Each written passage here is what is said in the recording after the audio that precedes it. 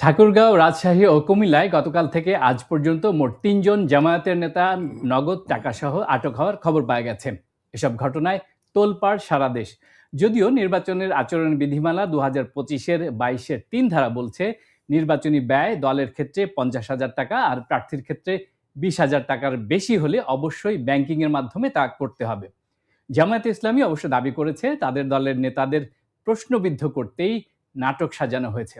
এদিকে নির্বাচনে শান্তি ও সৌহার্দ্যপূর্ণ পরিবেশ বজায় রাখার জন্য সবার প্রতি আহ্বান জানিয়েছেন প্রধান নির্বাচন কমিশনার এএমএম নাসির উদ্দিন। আর এ নিয়েই আজ আমাদের বার্তা কক্ষ।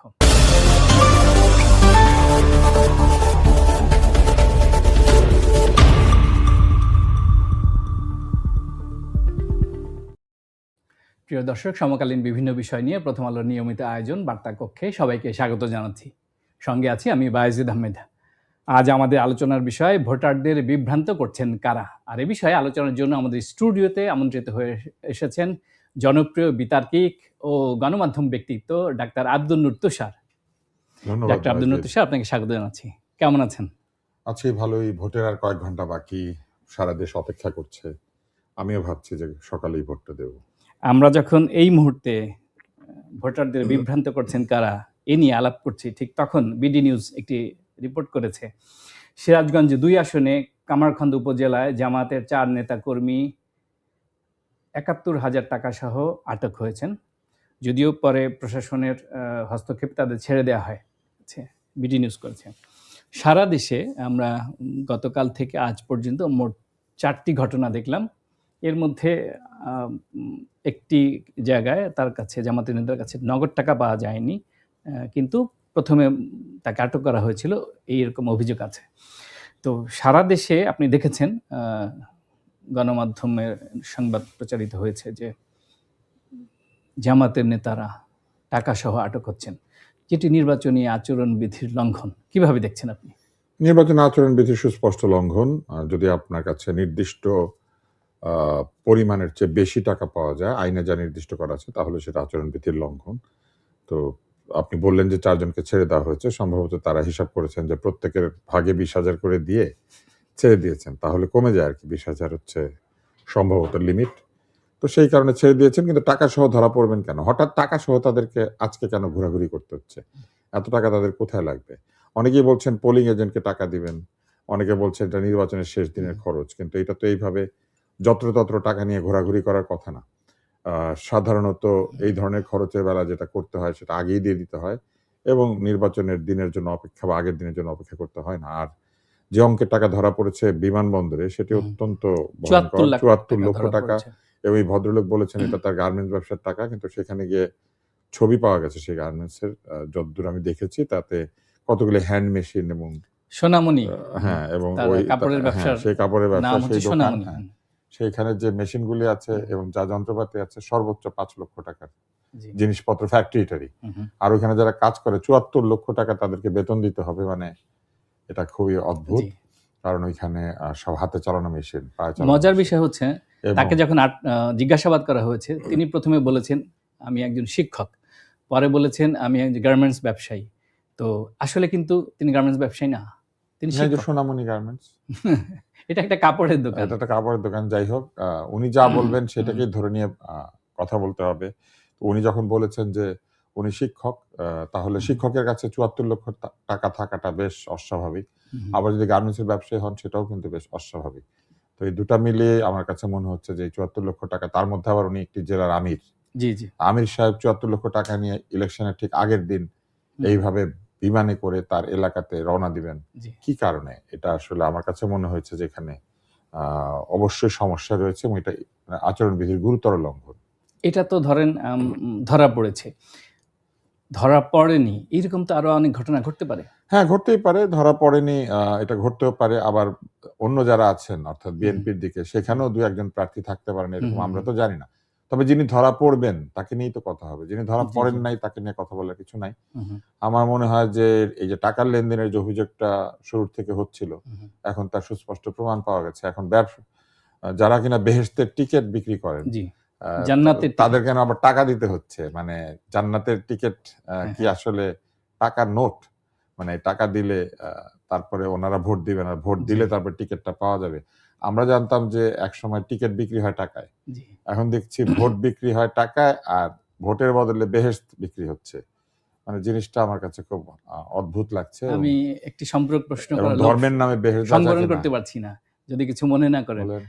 আপনার কাছেও কি জান্নাতের টিকিট বিক্রির জন্য কেউ এসেছিল? না, তারা হয়তো মনেই করেন নাই যে আমি সেখানে যাওয়ার উপযুক্ত, সেজন্য আসেন নাই। কিন্তু যাদেরকে তারা উপযুক্ত মনে জি। করেছেন তাদেরকে তো কবরের ভয় দেখিয়েছেন। আমরা আচ্ছা। ভিডিওতে দেখেছি একজন বলছেন কবরে তো যাইতে হবেই। হুম। মানে অ্যাজ ইফ উনি যাবে না, অন্যরা যাবে কবরে। আচ্ছা। হ্যাঁ, আর এমন একটা ব্যাপার জান্নাতের টিকিট কিনে ফেললে যাওয়া যাবে। কিন্তু ভোট তো হয় ৫ বছর পর, পর।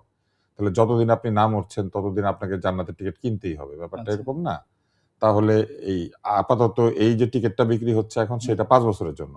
জি। এই ৫ বছরের মধ্যে যিনি এটা কিনছেন ভোট দিয়ে, তিনি যদি হ্যাঁ, না মরেন, হ্যাঁ। তাইলে কিন্তু আবার জান্নাতের টিকিট কিনতে হবে ৫ বছর পরে। এগুলা হচ্ছে খুব হাস্যকর। জি। জান্নাতের টিকিট বিক্রি করা যায় না। হুম। জান্নাতের কোনো টিকিট হয় না। আল্লাহ তাআলা তার নিজের ইচ্ছায় যাকে মনে করবেন তাকেই তিনি পুরস্কৃত করবেন এবং যাকে মনে করবেন না, পুরস্কৃত করবেন না।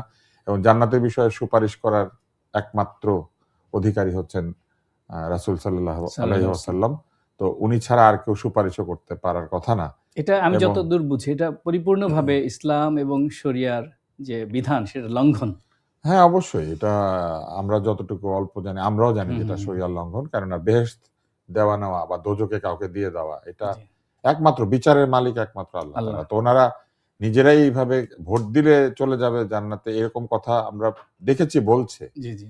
তো তাহলে তো এটা সত্য। তার মানে তারা এক ধরনের বিভ্রান্তিকর প্রতারণামূলক বক্তব্য মানুষের ধর্মবিশ্বাসকে কাজে লাগিয়ে এটা দিচ্ছেন। শুধু তাই না, তারা কখনো, কখনো ধর্মগ্রন্থ স্পর্শ করিয়েছেন বলে আমরা শুনেছি।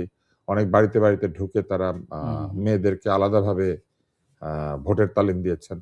এইগুলি আসলে আমার মনে হয় যে ধর্মকে ব্যবহার করে ধর্মের যে আ গাম্ভীর্য এবং সৌন্দর্য সেটাকে ব্যাহত করার একটা প্রক্রিয়া।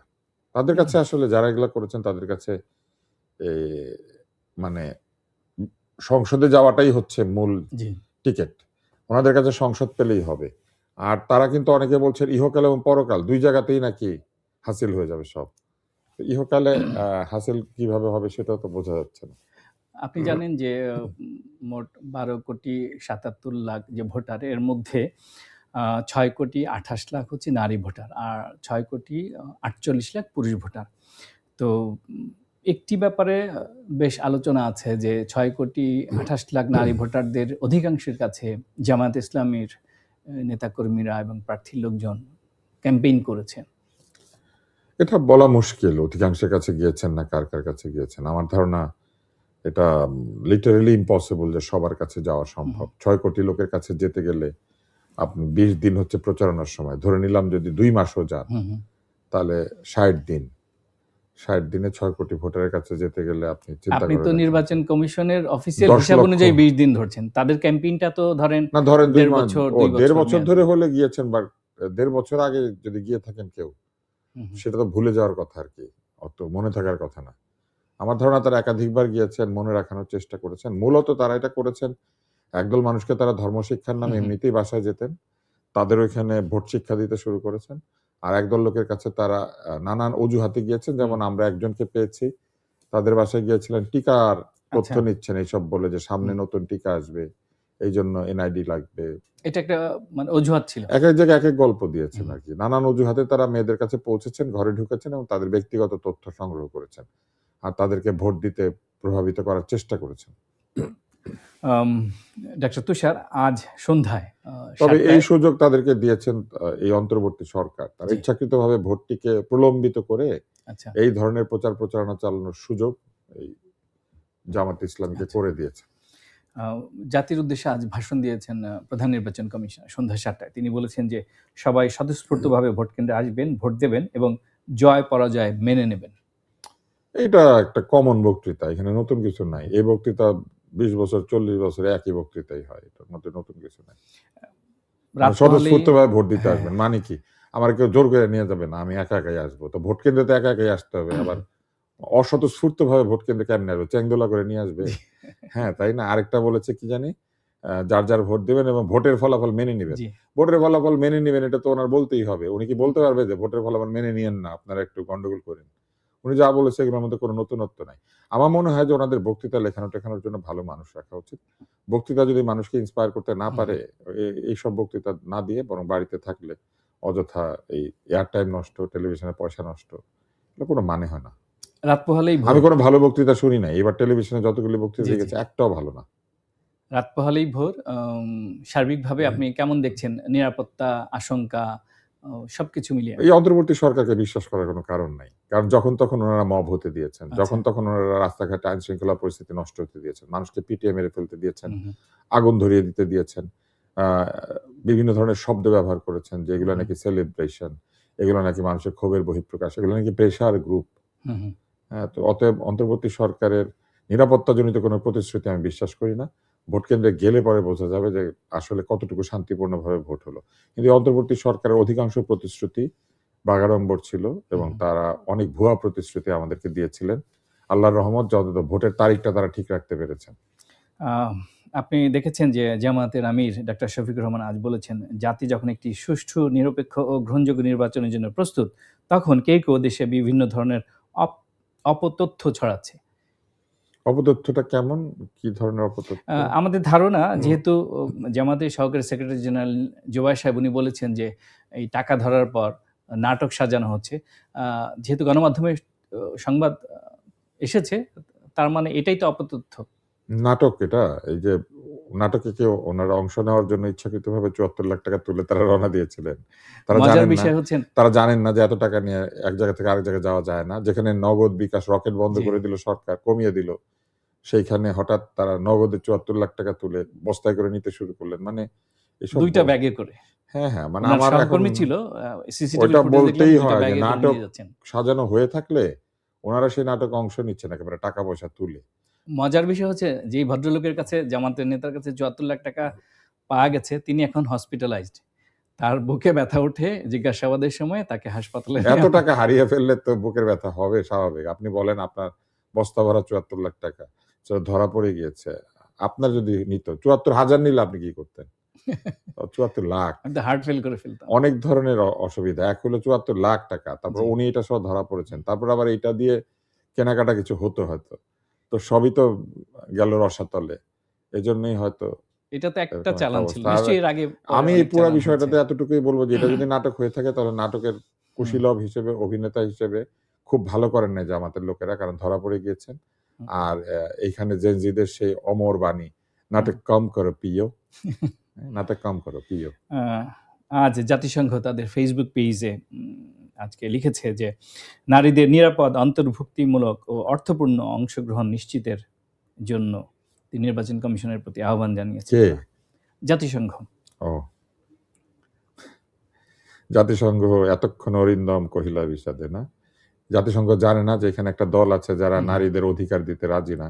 তারা মুখে বলে যে তারা জুলাই সনদ বাস্তবায়ন করবে। অথচ জুলাই সনদে আছে লিঙ্গ নির্বিশেষে জি, পুরুষ, নারী, হিজড়া এমনকি সমকামীরা পর্যন্ত রাষ্ট্র তাদেরকে সমান চোখে জি। দেখবে। এটা জুলাই সনদে আছে না? অবশ্যই সেই আছে। জুলাই সনদ তারা সমর্থন করেছে অথচ তারা নিজের দলে কোনো নারীকে ঠিকমতো জায়গা দিতে রাজি না। এই যে স্ববিরোধী, হুম। মুখে এক মনে আরেক এরকম একটা দল অংশ নিচ্ছে আর তারা বলছে কি নারীদের অংশগ্রহণ নিশ্চিত করার জন্য জাতিসংঘের উচিত জামাত ইসলামের সাথে মিটিং করা। করে বলা যে আপনারা একটু নারীদেরকে অংশগ্রহণ করতে দিয়েন অন্তত নিজের দলে। জাতিসংঘ। আম এরকম জাতিসংঘের কতটুকু ক্ষমতা আমরা তো এটা টের পাই এখন। ওনারা দরিদ্র দেশে এসে খুব ক্ষমতা দেখান। যে দেশে তাদের হেড অফিস সে দেশে তাদের কিছু করার ক্ষমতা নাই। পারমিশন নিয়ে বাথরুমে যায়। আচ্ছা। এখন পর্যন্ত সার্বিক যে অবস্থা, তাতে কি আপনি মনে করেন যে নির্বাচনে লেভেল প্লেইং ফিল্ড সঠিকভাবে পালন করা হচ্ছে? না, নির্বাচনের লেভেল প্লেইং ফিল্ড সঠিকভাবে পালন করা হয় নাই। নির্বাচনের সরকার একটি বিশেষ দিকে ঝুঁকেছিল এবং ঝুঁকতে এমন অবস্থা হয়েছে যে মেরুদণ্ড প্রায় বাঁকা হয়ে গিয়েছে। আচ্ছা। হ্যাঁ, এবং এইটার কারণে সব ধরা পড়ে যাচ্ছে। কারা সেই বিশেষ দলটি? প্রথমত এনসিপি এবং তরুণদের দল। হুম, হুম, শুরুর থেকে আমাদের প্রধান উপদেষ্টা সহ উপদেষ্টাদের বিরাট একটি অংশ তাদের তৈরি হওয়া থেকে শুরু হুম, করে, তাদের সংগঠন তৈরি করা থেকে শুরু করে, তাদেরকে বিভিন্ন জায়গায় দাওয়াত দিয়ে তাদেরকে প্রমিনেন্ট করে তোলা। সকল কাজে তাদেরকে সম্পৃক্ত করা। অনিবন্ধিত একটি দলকে দেশের প্রায় ৩ ভাগের ১ ভাগ ইজারা দিয়ে দেওয়ার মতো ৩ টি দলকে নিয়ে জাতিসংঘে বেড়াতে যাওয়ার সময় তাদেরকে সঙ্গে নিয়ে যাওয়া। এই সব কাজগুলি কে করেছে? সরকার করেছে। দেশে ৮ দল ছিল না। হঠাৎ করে শুধু একটি দলের প্রতি এত মোহ, এত মায়া, এত স্নেহ, এত ভালোবাসা কেন? অতএব এটা ঝুঁকে ছিল না, লেভেল প্লেইং ফিল্ড ছিল। দেশে 50 বছর, 60 বছর, 70 বছরের পুরনো রাজনৈতিক দল আছে, তাদের চেয়ে বেশি গুরুত্বপূর্ণ হয়ে গেল কারা? তো এগুলো বোঝা যায় না? এই আপনি যে আবার বলেন আরেকটা কথা, আমরা যে দেবিদ্বার উপজেলায় দেখছি যে হুম, এনসিপির একজন ক্যান্ডিডেট ঋণ খেলাপিরা ঋণ শোধ করার পরেও নির্বাচনে অংশ নিতে পারল না। অথচ জি, জি। তারা বহু জায়গাতে ঋণ খেলাপিদেরকে তারা ছেড়ে দিয়েছেন। হুম, হুম। দ্বৈত নাগরিকত্বের বেলায় তারা একেক জায়গায় একেক ব্যবহার করেছেন। এই বিষয়গুলি কি ঠিক? এগুলি কি লেভেল প্লেইং ফিল্ড করেছে? মোটেও না। লেভেল প্লেইং ফিল্ড তো নাই। কারণ প্রধান উপদেষ্টা স্বয়ং তরুণরা নির্বাচনে জিতবে এরকম হুম, হুম। বলেছেন। কই উনি তো বলেন নাই জামাত জিতবে, বিএনপি জিতবে। উনি বলেছেন তরুণরা জিতবে, তরুণদের মধ্যে থেকে মন্ত্রী হবে। উনি কি হুম, করে জানেন তরুণদের মধ্যে থেকে মন্ত্রী হবে? জোট তো সিদ্ধান্ত নিতেও পারে যে উনার মতো কম বয়সীদেরকে উনি যেমন উপদেষ্টা জি, জি। বানিয়েছিলেন। জোট তো চিন্তা করতে পারে যে এত কম বয়সীদেরকে আমরা মন্ত্রী দিব না। উনি কি করে জানেন? উনার সাথে বলে এসেছে যে তরুণরা মন্ত্রী হবে? নাকি উনি বলে দিয়েছেন তাদেরকে যে জিতলে পরে মন্ত্রী করো অথবা এরা জিতবে? উনি এই কথাগুলি যে বলেছেন, হুম, সেই হুম। কথার মধ্যেই তো পক্ষপাত আছে। উনি তো নিজে পক্ষপাত থেকে বাইরে ছিলেন না। আপনি দেখেছেন যে প্রধান উপদেষ্টা সহ উনি একের পর এক উপদেষ্টা পক্ষপাত পরিষদের করেছেন। উনি সদস্যরা কখনো নিরপেক্ষ ছিলেন না। উনি সম্পদের উনি নিরপেক্ষ ছিলেন না। উনি ঠিকমতো বিচার করেন নাই। সম্পদের হিসাব জমা দিয়েছেন প্রধান সম্পদের উপদেষ্টা হিসাবটা সহ আপনার অন্যান্য কাছে আছে? উপদেষ্টারা।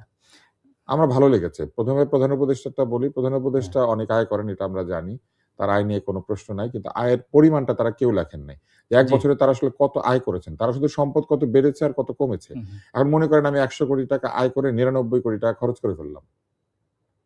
আমি বললাম আমার সম্পদ বেড়েছে ৳১,০০,০০,০০০ আর ৳৯৯ কোথাও মনে করে উড়িয়ে দিয়েছি। নাই আমার কাছে। কিন্তু আমি আয় তো করেছি। ফলে জি, আয় জি। কত করেছি এটা বলা দরকার ছিল। এবার আমি ২-১ জনের কথা হুম, বলি। হুম। প্রধান উপদেষ্টার বিদেশে সম্পদ আছে। এটা আমার ভালো লেগেছে। উনার বিদেশে সম্পদ আছে উনি বলেছেন। আ আমরা অনেক মানুষকে আমরা অনেক আ বাজে কথা বলি। কেন হুম, হুম, হুম। বিদেশে সম্পদ হ্যান-ত্যান। তো উনার যেহেতু আছে আমি আশা করি ভবিষ্যতে আরো লোকেরাও এই অহেতুক সমালোচনার হাত থেকে রক্ষা পাবেন। বিদেশে সম্পদ থাকলে জানিয়ে দিবেন। জানিয়ে দিলে নিশ্চয়ই সেটা ভালো। ফলে আমার ভালো লেগেছে যে উনার বিদেশে সম্পদ আছে।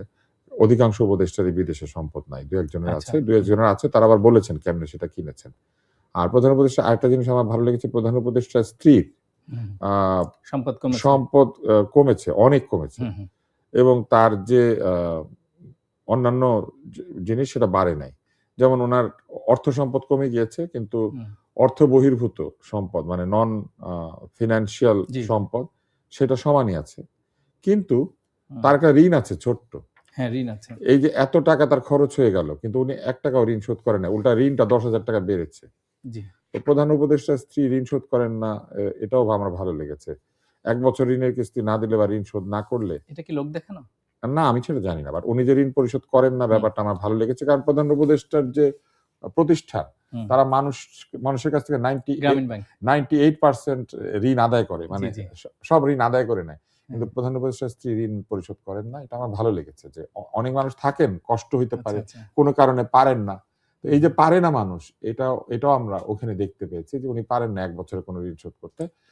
এইজন্য আমি মনে করি যে কেউ যদি ঋণ শোধ করতে না পারে তাকে সহানুভূতিশীল দৃষ্টিতে দেখা উচিত। জানা দরকার যে আসলে কেন করতে পারে না। প্রধান এটা আমার উপদেষ্টা ভালো লেগেছে সরকারের যে কাছ থেকে যে ঋণ নেয়া এবং কোন ধরনের সুদ ছাড়া সেটা নিয়েও বেশ কিন্তু আলোচনা চলছে। এগুলো আমি জানি না। এগুলো জি, আমার জানা আচ্ছা। নাই বলে আমি মন্তব্য জি। করব না। তবে আমি রিজওয়ানা আ যে অ্যাকাউন্টটা সেটা দেখেছি। অ্যাডভোকেট তারও সৈয়দা রিজওয়ানা হাসান। হ্যাঁ, সৈয়দা রিজওয়ানা তার অ্যাকাউন্ট দেখেছি।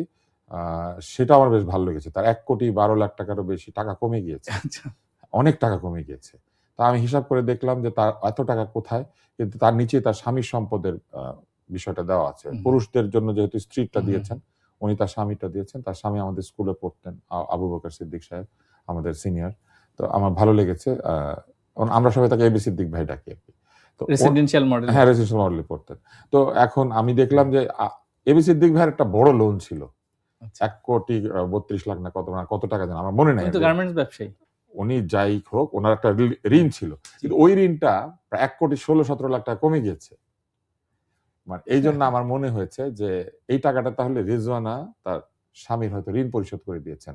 এটা দেখে আমার এটা ভালো লেগেছে যে হুম, জামাতের আমির বলেছেন যে নারীরা রানী হয়ে থাকবে, হুম, হুম। নারীরা কাজ করবে না, নারীরা কেন সংসার চালাবে এরকম অনেক কিছু আছে। জি, জি। সবই যেন পুরুষদের দায়িত্ব। কিন্তু রিজওয়ানাকে দেখে আমি বুঝলাম যে না সব পুরুষের দায়িত্ব না। কারণ এবি সিদ্দিক ভাইয়ের যে এত বিরাট ঋণ পরিশোধ হয়ে গিয়েছে। আচ্ছা। আমার ধারণা এটা। ওইটা দেখার পরে যে এই টাকাটা হয়তো ওইখানে গিয়েছে। কারণ এত টাকা রিজওয়ানা কমিয়ে ফেলে কোথায়? উনি তো কোন স্থাবর সম্পদে বাড়ে নাই। জি। উনার আয়টা মানে উনার সম্পদটা কমে গিয়েছে। কিন্তু এক অর্থে ঋণ মুক্ত দেখলাম, আমি অনেক ঋণ কমে গিয়েছে এবি সিদ্দিক ভাইয়ের। তো এটা দেখে আমার ভালো লেগেছে যে কি চমৎকার। তারপরে আমি আরেকটা জিনিস দেখেছি, শারমিন মুর্শিদ ওনার হুম। সম্পদের একটা হিসাব আছে। সেখানে ওনার বেশ ভালো একটা আমি দেখলাম যে তারও এরকম ঋণ পরিশোধ হয়েছে এবং ১০ কোটি টাকার মতো তার মানে সম্পদ তার অনেক আছে। সম্পদ আছে, কিন্তু হুম, তার সম্পদ বেড়েছেও, আবার তার ঋণও পরিশোধিত হুম। হয়েছে। তো এটা দেখে আমি বুঝলাম যে তিনি হয়তো অনেক বেশি আয় করেন অন্যদের চেয়ে। কারণ তার সম্পদ কমে নাই, জি, জি। উল্টা তার ঋণ অনেক পরিশোধিত হয়েছে। তো এবং সেইজন্য মনে হয়েছে তার অনেক আয়ও হয়েছে জি। নিশ্চয়ই। না হলে উনি ঋণ পরিশোধ কোত্থেকে করবেন? তো এটাও আমার বেশ ভালো লেগেছে যে উনার অনেক আয়। আ এটা ভালো লেগেছে। মানুষ ভাবে যে বয়স হলে জি, মানুষের জি। আয় কমে যায়। কিন্তু উনার যেহেতু ঋণও পরিশোধ হয়েছে হুম। অনেক, আবার সম্পদও বেড়েছে। তাতে আমি বুঝলাম যে বয়স হলেই মানুষের আয় কমে না। তারপরে আমি আরো দেখেছি আমাদের তো সবাই আমরা যদি মূল বিষয়ে আমরা এটা আবার মূল চলে না? যাই। ও আমি ভাবছিলাম যে হ্যাঁ, আমরা আলোচনা আমি করছিলাম যে ভাবলাম যে ভোটারদের টাকা-পয়সা, বিভ্রান্ত করছেন কারা? উপদেষ্টাদের টাকা-পয়সা এটা মূল না। হ্যাঁ, এটাও আচ্ছা। এটাও আলোচনার বিষয়। হ্যাঁ, আমি একজন অভিনেত্রীকে দেখছি সম্পদ দ্বিগুণ হয়ে গিয়েছে। আর অভিনেত্রীর স্বামীর আবার কমে গিয়েছে। আচ্ছা। হ্যাঁ। আপনি নিশ্চয়ই যারটাই হোক কিন্তু দেখেছি আরকি। আমার মোস্তফা ভালো লাগে। সরোয়ার ফারুকী এবং আমার তার আমার আমার স্ত্রীর ভালো কথা লেগেছে। বলছেন। আমার হ্যাঁ, ভালো লেগেছে যে এই জিনিসগুলো চমৎকার। মানে একজনের কমছে, একজনের বাড়ছে। নদীর একুল ভাঙে অকুল গড়ে, এই তো নদীর খেলা। এই হ্যাঁ, মানে এই তো বিধির, এই তো নদীর খেলা আরকি। না, তবে অবশ্যই তাদেরকে এই ক্রেডিটটা দিতে হয়। তারা স্বচ্ছতা না আমি মেইনটেইন করেছেন। আমি ক্রেডিটটা দিচ্ছি না। কারণ হিসাবটা দেওয়া উচিত ছিল যেদিন তারা উপদেষ্টা হয়েছেন সেই দিন হুম, থেকে যেদিন তারা উপদেষ্টা পদে চলে যাবেন তার অন্তত ১ সপ্তাহ আগে পর্যন্ত। আচ্ছা। কিন্তু উনারা জুন পর্যন্ত দিয়েছেন। June two June. জি, এরপরের জি। আয় ব্যয়ের হিসাব দেন নাই। এটা সেটা এটা কিন্তু নিয়েও আর আলোচনা দিবেনও না। হচ্ছে। হুম, সেটা কিন্তু আর দিবেনও না। জি। কারণ তারা তো রিটায়ার মানে তারা তো চলে যাবেন বলে আমরা ভাবছি। শেষের যে কয়েক মাসে কত তারা অর্জন করেছেন, সেটা নিয়ে কিন্তু প্রশ্ন রয়েই গেল। না ওইটাই তো বললাম যে প্রশ্নের জায়গা রেখেই তারা হুম, হুম। এটা দিয়েছেন এবং যেভাবে দিয়েছেন এইভাবে আসলে ফাঁকি-ঝুঁকির একটা মানে ২ লাইনে বিবরণ। মানে আমি আপনাকে যে বিষয়গুলো বলছি, হুম, এগুলো তো অনেক খুঁটিয়ে, খুঁটিয়ে দেখলে ধরেন জি, একটা, জি। একটা করে চোখে পড়ে। কিন্তু যেভাবে তারা দিয়েছেন এইভাবে আসলে দিলে পরে কারো কিছু বোঝার ক্ষমতা নেই। আ আপনি চমৎকার বলছিলেন। আ আমরা আলাপ করছিলাম ভোটারদের বিভ্রান্ত করছেন কারা এ নিয়ে। নির্বাচনের আর কয়েক ঘন্টা বাকি আছে। এখনো কি ভোটারদের বিভ্রান্ত করা সম্ভব? হ্যাঁ, হ্যাঁ, ভোটাররা ভোট দিতে যাওয়ার সময় বিভ্রান্ত হয়। কিভাবে? অনেকভাবে হয়। মানুষকে মিথ্যা কথা বলা হুম, হয়। হুম। কাউকে, কাউকে আবার মনে করিয়ে দেওয়া হয়, ভাই প্রলোভন দেখানো হয়। প্রলোভন দেখানো হয়। হুম, হুম, বাড়িতে তো বুড়া বাবা-মা আছে, কথা চিন্তা কইরা ভোট দিয়েন, হুম, এসব বলা হয়। কানে, কানে অনেককে ভয় দেখানো হয়। অনেকভাবে বিভ্রান্ত করা হয় ভোটারদের। ভোটারদের বিভ্রান্ত করার প্রক্রিয়ার কোনো শেষ নাই। এবং সেটা তারা করতে থাকে। এমনও বলতে থাকে, "অমুকে তো বইসা গেছে। জি। উনারে ভোটটা দেয়া নষ্ট কইরেন না।" এরকম নানান কথা বলতে হুম, হুম। থাকে। বুঝতে পেরেছেন? তো ভোট আসলে এক অদ্ভুত খেলা। ভোটের সময়ও ভোট চেঞ্জ হয়। ভোটের লাইনে দাঁড়ায় ভোট চেঞ্জ হয়। ধরেন ভোট দিতে গিয়েছে ওখানে হ্যাঁ, যারা হ্যাঁ। রিসিভ করে জি। কেন্দ্রে কিছু লোকজন দাঁড়িয়ে থাকে না প্রার্থীর জি, জি, পক্ষে, জি। হুম, তাদের ব্যবহারের কারণেও চেঞ্জ হয়ে হুম, যায়। হুম। কে রিক্সা দিয়ে নিয়ে গেল সেজন্যও ভোট চেঞ্জ হয়। বাংলাদেশের মানুষের ভোট একেবারে কচু পাতার পানি। মূল্যহীন? মূল্যহীন না। কিন্তু তাদের নড়ে-চড়ে মানে তারা খুব সুইং করতে থাকে। এটার কি কারণ সচেতনতার অভাব, শিক্ষার অভাব? অবশ্যই সচেতনতা, শিক্ষা, গণতন্ত্রকে বুঝতে না পারা। হুম, হুম। গণতন্ত্র দেখে নাই চোখে। মূল্যবোধের অভাব। হ্যাঁ, মূল্যবোধ। আর ভোট দিয়ে কি হয় তারা তো বুঝে না। তারা বুঝে ভোটের হুম, আগেই যা হবার হুম, হয়। হুম। আপনার নিশ্চয়ই একটা মজার কৌতুক মনে আছে যে ভোটের আগে পানি ফুস করে ফজলুল লোহানীর অনুষ্ঠানে জি। যদি কিছু মনে না করেন এটা হ্যাঁ। দেখানো হয়েছিল। আপনি হয়তো তখন অনেক ছোট বা জন্মান নাই। তো ওইখানে ছিল এরকম যে হানিফ সংকেত কৌতুকটা করেছিলেন আরকি। তো ওইখানে হানিফ সংকেত বলছেন যে ভোটের আগেই হুম। পানি ফুস করে। তারপরে আবার ভোটের পরে ও হুম, আসে। আসার পরে ভোটার বলে, "আমাকে পানি দেন।" বলে, "এই আর ১ গ্লাস পানি দে।" তখন দেখা যায় যে আচ্ছা। ভোটার বলছে, "কেন ফুস করা পানি দিবেন না?" তখন ওই যিনি ক্যান্ডিডেট আরকি হ্যাঁ, বলছেন, "এখন পাস করে গেছি। পাস করার পরে আর পানি ফুস করে না।" তো ভোটের আগেই বাংলাদেশের ভোটাররা জানে, বাঙালিরা জানেন যে হুম, ভোটের আগেই যা ফুস করার করবে। ভোটের পরে আর ফুস করে না। ফলে ভোট তারা দেওয়ার আগ পর্যন্ত তাদের অনেক দাম। ভোটের পরে দাম নাই। এটা তারা জানে। আম এই যে বড় গাড়িতে করে প্রার্থীরা অনেকে গিয়েছেন জি, না জায়গাতে, উনারা যখন পাস করে যাবেন তখন কিন্তু আর গাড়ির থেকে নেমে হাত মিলাবেন জি। না। তখন গাড়ির সামনের লোকে হুম, বলতে থাকবে, "এমপি সাহেব আসতেছে, এমপি সাহেব আসতেছে, সরেন, সরেন, সরেন, সরেন।" রাস্তা ২ দিকে সাফ করে দিবে। কিন্তু এই এমপি সাহেব এই ভোটের আগে নাইমা গিয়ে একেবারে ময়লা হুম। কাপড় পরা লোককে জড়িয়ে ধরে, "ভাই আমাকে ভোটটা দিয়েন। কোলাকুলি আপনাদেরই তো করেছেন। আমি মানুষ।" কোলাকুলি করছে। হ্যাঁ, তখন কিন্তু উনার গাড়ির সামনে একটা কি বলে? একটা পাখি পড়লেও হুম, পাখিটাকে শায়েস্তা করা হয়। আমরা দেখে, দেখে অভ্যস্ত হয়ে গিয়েছি। আমি মনে করি না যে এই আচরণ খুব একটা বদলাবে। এর ভিতরেই আমরা থাকবো। কিন্তু তারপরেও গণতন্ত্র কেন ভালো জানেন? জি। গণতন্ত্র এইজন্য ভালো যে গণতন্ত্র আমাদেরকে সুযোগ দেয় যে এদেরকে ৫ বছর পর একটা শিক্ষা দেওয়ার। কিন্তু এই যে উপদেষ্টা মন্ডলী যে হুম, হুম। অন্তর্বর্তী এদেরকে জনগণের কিছু বলার নাই। এদের মনের ইচ্ছা মতো চুক্তি সাইন করে, মনের ইচ্ছা মতো যা খুশি বলে, মবকে প্রেসার গ্রুপ বলে, এটাকে ওইটা বলে, ওইটাকে এটা বলে, বুঝছেন? এক উপদেষ্টা আরেক উপদেষ্টা ছাগল জবাই করে খায় ফেলে, মানে ওরা যা খুশি করতে পারে। এই জন্য এই অগণতান্ত্রিক শাসক কোনোদিন ভালো না। অগণতান্ত্রিক শাসন মানে এক ধরনের স্বৈরাচারিত্ব। ত্রয়োদশ জাতীয় সংসদ নির্বাচন হচ্ছে, গণভোট হচ্ছে, হা ভোট না ভোট হচ্ছে নাকি? আপনি এটা কোনো শব্দ শুনতে পাচ্ছেন কোথাও? যে আশঙ্কা ছিল ভোটের আগে যে মানে হ্যাঁ ভোট না ভোটের কোনো শব্দ পান? মানুষের কাছে এটা কোনো গুরুত্ব আপনি শুনতে পান, শব্দ পাচ্ছেন? যেই এই ভোটে সরকার আগেই হ্যাঁ দিয়ে দিয়েছেন। আমি আপনাকে এখানে বলি, এই সরকার বহু আগেই হ্যাঁ ভোট না ভোটের মধ্যে হ্যাঁ দিয়ে দিয়েছেন। এইটার ফলাফল নিয়ে মানুষের মনে কোনো চিন্তা ভাবনা নাই, কারণ মানুষ ধরে নিয়েছে যে এটা বহুদিন আগেই হয়ে গিয়েছে। আগে আমরা বলতাম না যে রাতের ভোট দিনের ভোট, মানুষের মনে একটা ধারণা আর কি, এটা আমার ধারণা বলছি না, এটা আমি যা শুনি বাজারে, তাদের ধারণা হচ্ছে যে আগে শুনেছিলাম রাতের ভোট দিনের ভোট, এখন আমরা শুনতে পাচ্ছি এটা 1 মাস আগের ভোট। আচ্ছা আচ্ছা। যেহেতু একদম আর কয়েক ঘন্টা পরেই ভোট শুরু হবে, তো নিষিদ্ধ ঘোষিত ছাত্রলীগ, আবার কার্যক্রম নিষিদ্ধ আওয়ামী লীগ ছাড়াই হ্যাঁ দল নাই তো তারা স্থগিত, নিষিদ্ধ ঘোষিত না, আসলে ছাত্রলীগকে নিষিদ্ধ, কার্যক্রম নিষিদ্ধ হচ্ছে আওয়ামী লীগের এবং অঙ্গ সংগঠন।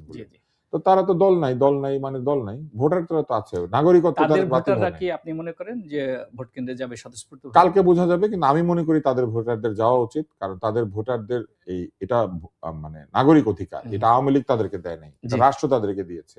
রাষ্ট্র তাদেরকে তাদের দলের উপকারের জন্য বা অপকারের জন্য ভোট দিতে বলে।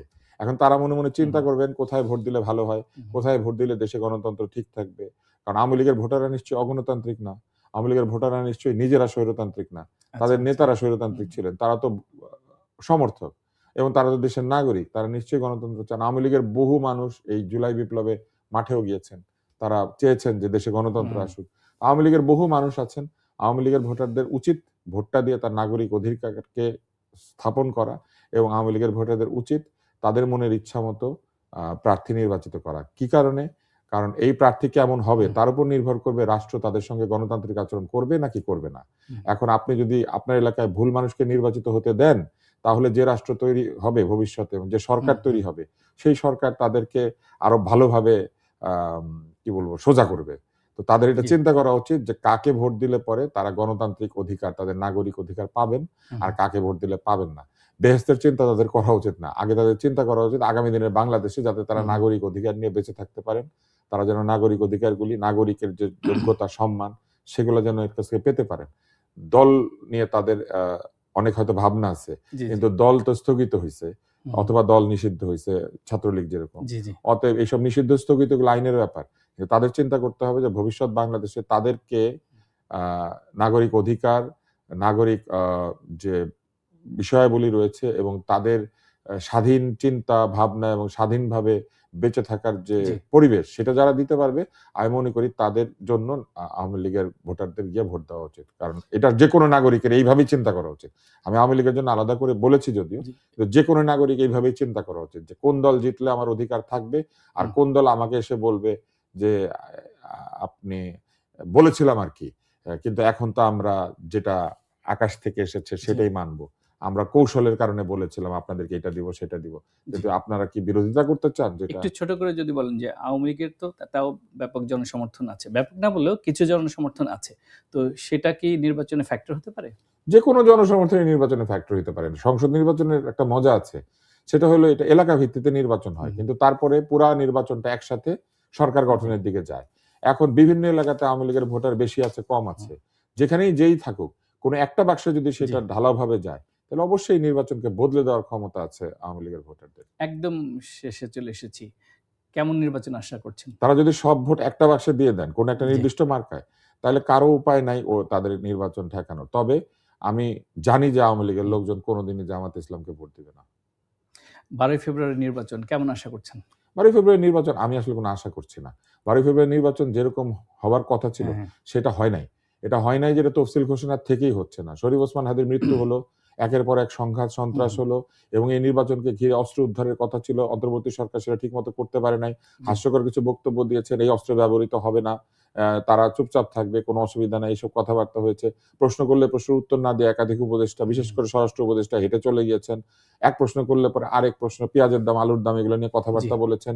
এবং তারপরে যে বক্তৃতাগুলি হয়েছে সেই বক্তৃতাগুলি একপেশে, এবং যেসব আহ্বান জানানো হয়েছে সেগুলো খুবই ক্লিশে, একটা শব্দ জি, আছে, মানে চর্বিত চর্বণ। জি, জি। তো এই চর্বিত চর্বণ বক্তৃতা দেওয়া হয়েছে।